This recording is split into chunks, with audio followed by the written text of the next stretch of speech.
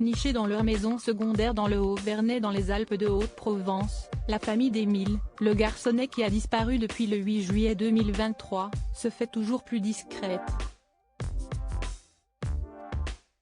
De rares témoignages donnent des indications sur l'atmosphère lourde dans le hameau où vivent reclus actuellement les proches de l'enfant. Après 2 semaines d'enquête, les autorités ont décidé de reprendre les recherches dans le Haut-Vernay, hameau des Alpes de Haute-Provence où a été vu pour la dernière fois Émile, 2 ans et demi, le 8 juillet 2023.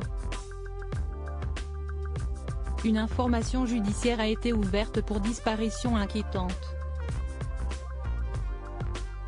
Une décision nécessaire selon le procureur d'Aix-en-Provence, qui assure que toutes les pistes sont explorées.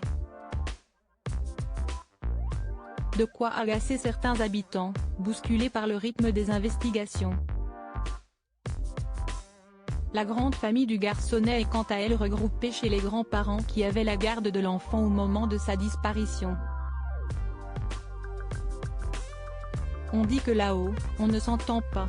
L'ambiance ne serait pas bonne, lit-on dans Le Parisien.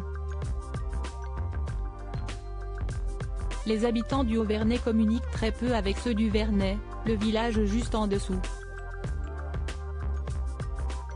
Pauline, le prénom a été changé, a fait part de ses impressions aux Parisiens et explique que cette atmosphère ne donne pas envie d'y être. Cette habitante du village au cœur de toutes les inquiétudes a été questionnée par les gendarmes sur ses rapports avec les proches d'Émile. Ils ne sont pas trop ses amis. Le quotidien ajoute, le rapport s'arrête à ses bisbis de voisinage. Que fait la famille d'Émile depuis la disparition? Ils sortent en randonnée, affirme Pauline. La grand-mère du petit enfant était au marché, au volant d'une des 2 voitures permettant de transporter la grande famille.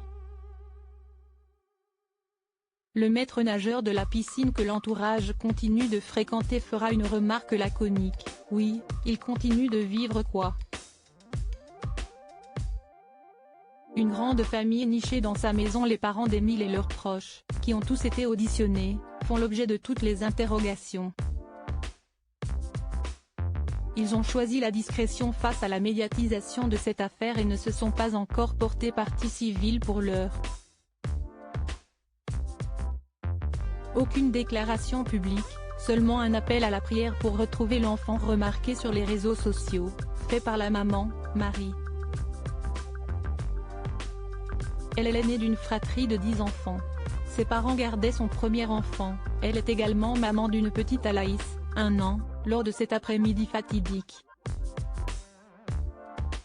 Mariée à un ingénieur tout aussi discret et au passé controversé, Colomban, elle fait front face aux événements entourée de toute sa famille, nichée dans leur maison secondaire tandis que leurs moindres faits et gestes sont scrutés.